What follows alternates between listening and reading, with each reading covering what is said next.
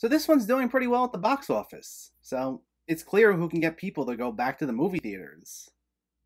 The Candyman can.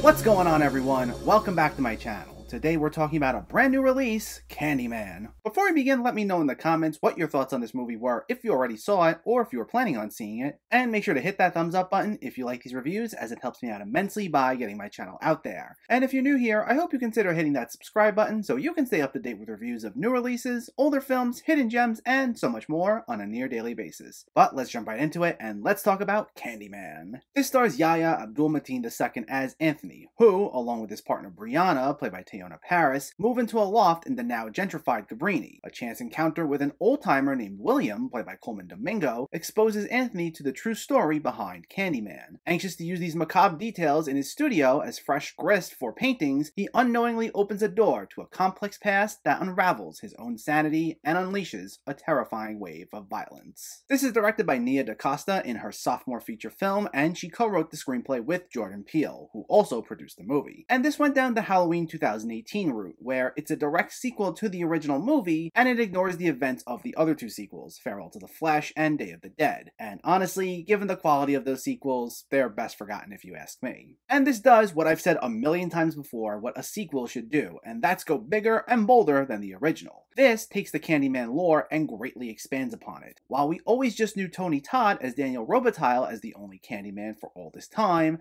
this introduces a brand new detail. And that's that anyone can become the Candyman, essentially. Here, Robitaille was the first Candyman, and it's still made clear he was the one terrorizing Helen Lyle in the first movie, but we're now told here that multiple people over the course of generations have taken on the Candyman form, as explained by Colman Domingo's character. And this goes off a foundation built in the original.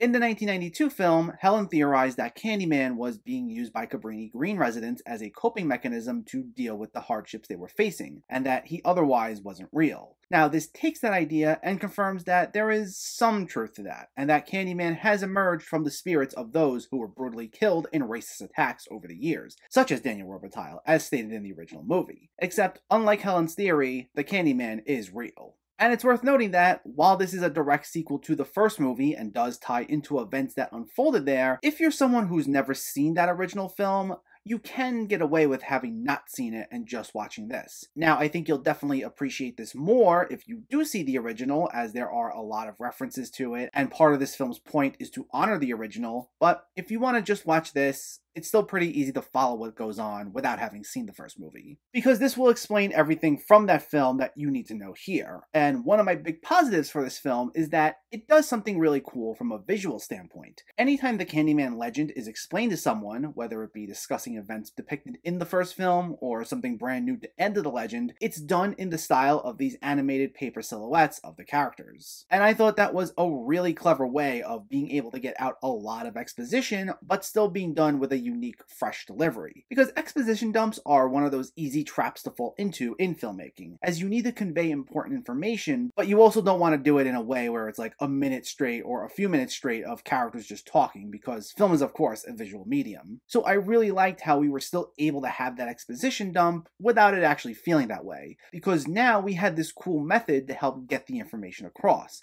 and due to the way those sequences are lit, they're actually pretty creepy. In fact, I'd say that that was the general mood of this film. It was less straight up scary and more just unnerving. DaCosta does an excellent job of really playing with the lighting and the imagery so that it's the overall atmosphere of the scenario that gets under our skin. Now, not in a slow burn sort of way, as this actually moves fairly quickly at a tight 90 minutes, but there aren't too many instances of things popping out at us, and it's more just through the way a scene's lit that something will send chills up our spine. I also like the way in which we'd see the Candyman appear here, as it's done considerably different from any of the other films. While in the other films, we see the Candyman appear physically with the other characters when summoned, it's just implied that when he does show up, not everyone can actually see him. Here, while that's still the case, the way it's done is that when the Candyman's summoned, the only way we see him is through the mirror. So without spoiling who gets killed here, we'll see characters summon the Candyman, and in the mirror, you'll see him physically moving around, but when you're looking directly at the characters he's attacking, you'll see them just getting tossed around by an invisible invisible force. And because a character is not always directly lined up with a mirror, it adds an extra layer of tension, because even though you know the Candyman's around, you won't know right away where he is exactly if a character moves away from the mirror. And I thought that was brilliantly done. Now, in terms of characters and performances, I'd say that first and foremost, Yahya Abdul-Mateen II knocks it out of the park here. This is someone who I've been really enjoying ever since I first saw him in Aquaman, and he's been crushing it ever since, including being easily one of the best parts of Trial of the Chicago 7, if not the best part about it. And this truly lets him get to show off his acting chops, as he begins to lose his own sanity and physically transform the further he goes down this rabbit hole of exploring the Candyman. And he was phenomenal, coming off so natural and very likable here. Now, I do think in terms of his actual character, they do connect him with the larger picture, and I appreciated that, but I do think there were a couple of instances where they could have expanded upon it just a little more, which plays into a general criticism that I'll get into shortly. But there were a couple of big emotional moments story-wise with this character that didn't leave as much of an impact as the film was hoping for. But I do think Mateen's actual performance was fantastic here, and it mostly made up for that. Same goes for Teyonnah Parris, who's trying to keep things put together as Anthony slowly starts losing his mind, as she doesn't believe that the Candyman legend is real. And while this is mostly Mateen's film, she does get a number of moments herself where she can truly shine as we explore her backstory. And I was really happy to see that, as she's been crushing it lately herself these last few years, even when she only gets to be in a supporting role, and she continues that streak here. As for supporting performances, both Colman Domingo as well as Nathan Stewart Jarrett as Brianna's brother were big standouts. Domingo gives us a lot of the exposition, giving us all the expanded elements of the Candyman lore, but without getting too much into detail, he also relays a personal connection that he has with the legend, which is typical with these sort of films that have an urban legend figure, but the way Domingo sells it, with the pain in his voice as he recounts his own experiences with the Candyman, it was powerful stuff, and it touches upon some relevant themes. Meanwhile, Nathan Stewart Jarrett provides a lot of the comedic relief here, as this is a considerably funnier film than I expected it to be. I'm sure this is due to some influence by Jordan Peele since he co-wrote the screenplay, but it was welcome, and it wasn't tonally jarring or anything. And to be clear, this is not Jordan Peele's movie. Even if he had some stylistic influence in the screenplay here and there, he did not completely write this movie, nor did he direct it. People have been misattributing this movie to him,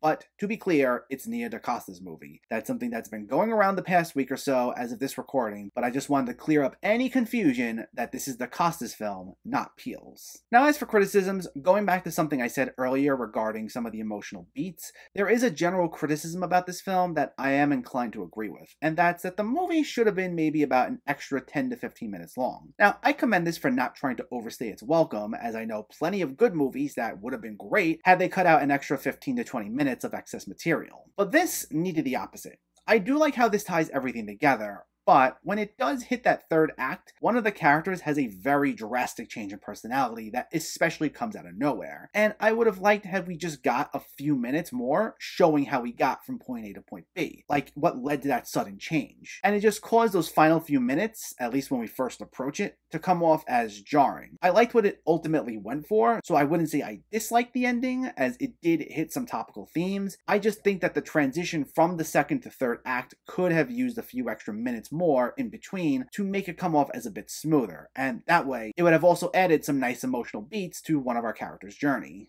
Now, I do also want to address this one criticism that other people seem to have, where they call this movie quote-unquote woke, which is a criticism people seem to want to just throw at anything these days, which doesn't even make sense considering movies with a message or some sort of social commentary have been around literally forever. So that's been something that's getting annoying anytime I hear that. But regarding this film's message in particular, that's also part of the whole movie's mythology. I said this in my review of the original film, but Clive Barker's original Candyman story, called The Forbidden, had social commentary in it. Even in the original movie, Daniel Robitaille is meant to be a tragic figure. He isn't Freddy Krueger, who was just a horrible person when he was alive, and he's now continuing to be a horrible person even when he's terrorizing people in their dreams. Robitaille was an innocent person who was brutally killed in a racist attack, and the Candyman is essentially him getting revenge, as it's also a manifestation of that story attempting to be covered up. So all this did was take the story from the original and take it one step further to touch upon relevant topics for today. So this is nothing new to Candyman, even though it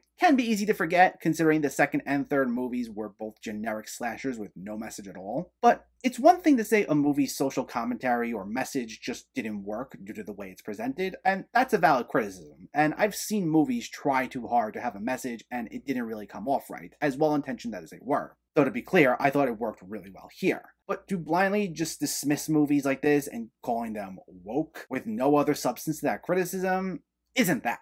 And again, it makes no sense, especially here, when this is literally expanding upon themes that the first movie already established.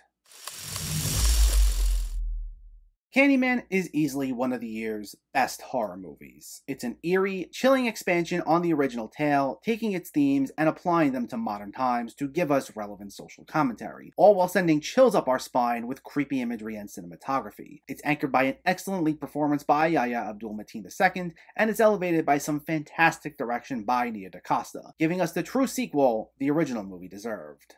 Candyman gets an 8 out of 10. So I just reviewed the other 3 movies in the Candyman franchise, and I'll leave a link to the playlist in the description in case you missed any of those videos, but stay tuned, as coming soon I'll be ranking all 4 of these movies from worst to best. In the meantime though, let me know, did you see Candyman, or are you planning to see it, and what were your thoughts? Did you like this more than the original, less than the original? Let me know in the comments below so we can discuss. Also, if you enjoyed this video, please like it and share it, and for more movie reviews and film discussion, please make sure to hit that subscribe button to stay updated. Thanks for watching everyone, and keep having fun with film.